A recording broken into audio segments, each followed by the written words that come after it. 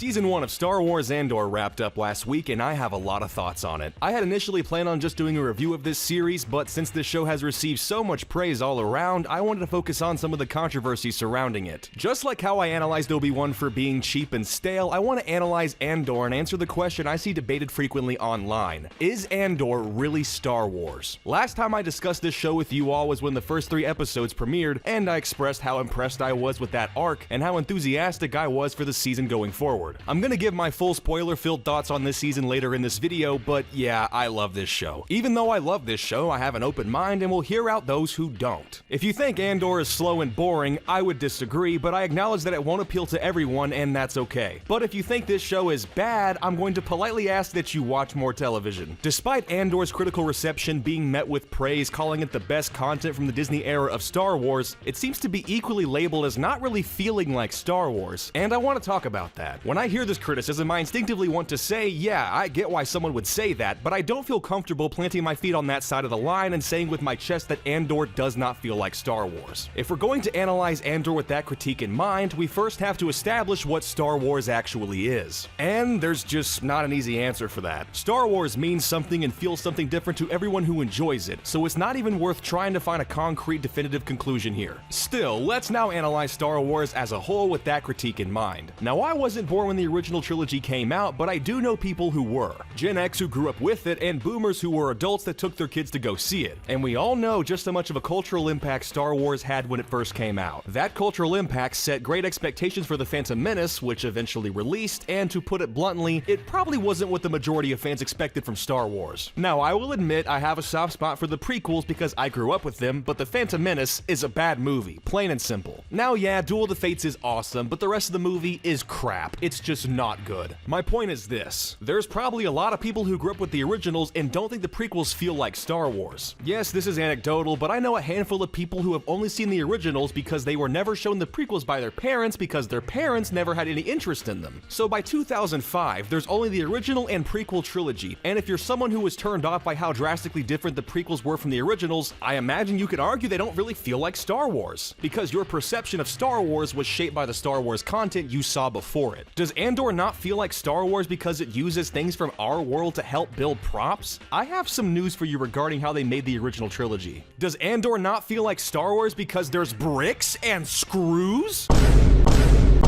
I'm sorry, I couldn't help myself. I know the most common arguments are that because Andor is so grounded, it's lost all the magic found in Star Wars. To an extent, I agree. This is a show without any Jedi, Sith, Mandalorians, lightsabers, use of the Force, or cliché lone wolf and cub narratives we've all become used to. Andor is different from all other Star Wars projects because it's so grounded, and because it doesn't contain the usual elements that we're used to. It's unique in that way, but it's fine if this turns you off and you don't enjoy it. The beauty of Star Wars is that there's something for everyone to enjoy, and you can easily tune out what you don't enjoy. Andor has a clear vision and a sole visionary, Tony Gilroy. He is responsible for saving Rogue One from being a cinematic disaster as it's been reported. As I explained in my last video, Tony Gilroy is not really a Star Wars fan. Because he did so much with Rogue One, it makes sense he'd latch on to a character like Cassian. I haven't heard this that much, but I have heard a few people say Andor doesn't feel like Star Wars because it's written by somebody who is not a real Star Wars fan, and that's ridiculous to me. Personally, I think that's what makes Andor a lot better. Just look at the sequel trilogy. A Star Wars fanboy got to start it and made a complete retread of A New Hope.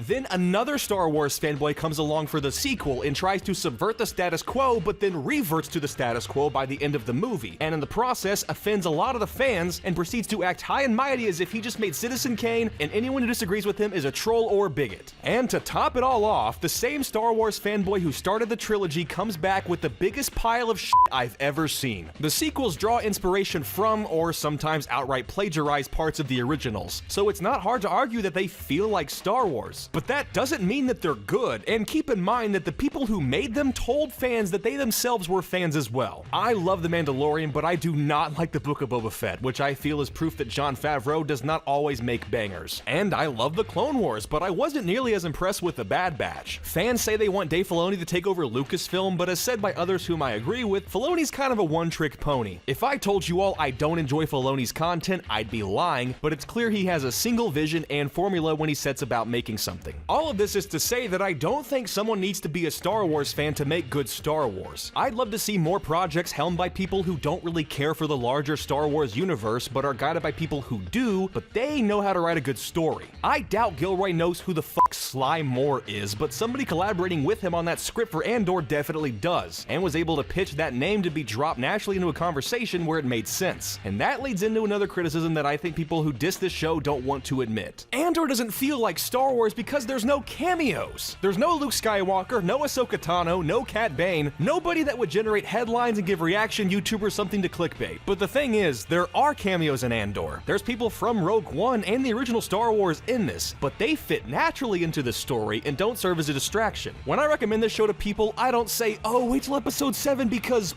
Blorgo Mela, the ancient Jedi fucker, shows up. No, I tell them that Andor's a grounded, rich, mature, and compelling story told like a normal TV show. If every Star Wars project boiled down to every other episode being, oh my god, it's so-and-so from so-and-so, I'd honestly be burnt out. Whether you like it or not, Andor is Star Wars. The conflict of the original Star Wars is directly inspired by American imperialism in Vietnam. The Empire is the Nixon administration while the rebels are the Viet Cong. Then the prequels made politics a central focus of the story, and sure, that bored me to death as a kid, but I'm an adult now and I'm very political myself, so political intrigue in Star Wars is now interesting to me. Star Wars has always been political, but Andor does it exceptionally well. Is Star Wars about practical sets and props? Andor does it well. Is Star Wars about character growth and fighting for a cause greater than yourself? Andor does it well. Is Star Wars about telling compelling stories where you as the audience can relate to the people on screen and see yourself in them? Andor does it exceptionally well. In all the ways that Andor doesn't feel like the Star Wars we've seen before, I feel like that's what makes it so good. Of course, this won't appeal to everybody, and that's okay. If you don't like slow burn adult dramas, you probably won't like Andor, and that's okay. Now that we have an adult drama in Star Wars, can we stop repeating George Lucas's quote about how Star Wars is just for kids? There's no way in hell kids are enjoying this show. Now, if you haven't seen Andor, please click away and go watch it because I'm going to give my full spoiler-filled thoughts on this season. Again, spoilers are ahead. You have been warned. Good?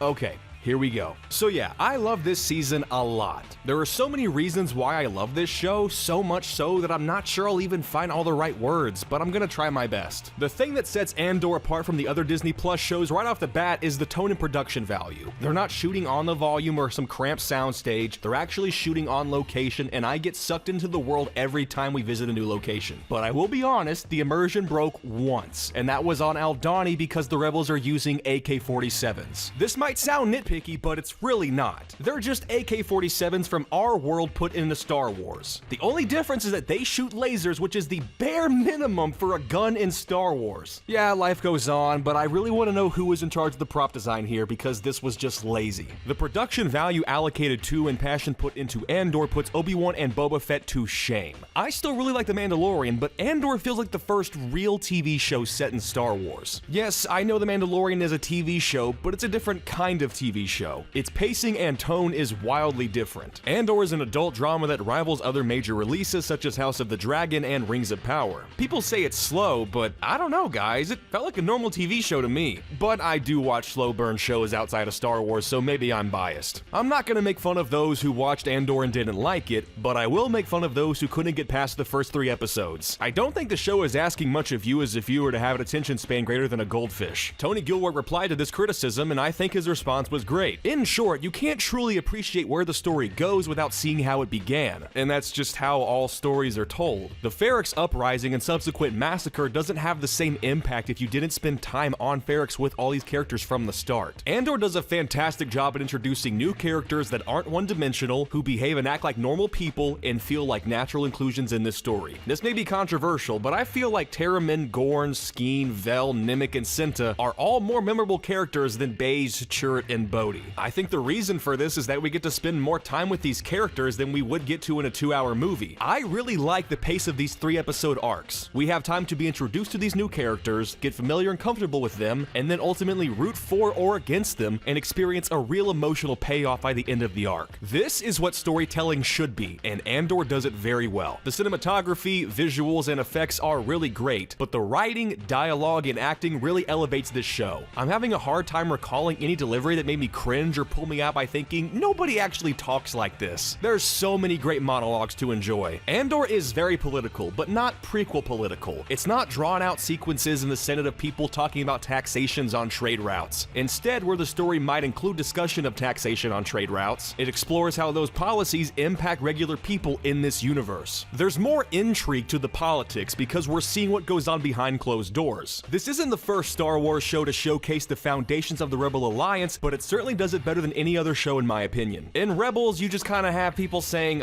these guys are evil, they hurt me and my family and my home planet, so now I'm gonna join these guys who also think they're evil, and we're going to fight them because we are the good guys. But in Andor, you have the supposed good guys robbing an Imperial vault for 80 million credits, only to have the Empire retaliate by tightening its chokehold on the galaxy. And then Luthen, who was supposed to be the main good guy, is like, yeah, I know people are gonna suffer, that was kind of the whole point, we need them to suffer so they'll rebel. We never even knew Anto Krieger, but when Luthen implied sacrificing Krieger and 30 other men was for the greater good, I couldn't help but think, finally, we are seeing more nuance to this side of the conflict that has historically been portrayed as morally and unwaveringly righteous. This is what revolution looks like, and it takes Cassian the entire season to realize that as well. We obviously know Cassian joins the Rebel Alliance, but it still felt powerful to hear Cassian tell Luthen at the end of the season to either kill him or take him in. He's basically saying, my life is not worth living if I'm not living to fight against the Empire. But now, going into season 2, I do have one major concern. This season was 12 episodes and spanned 1 year.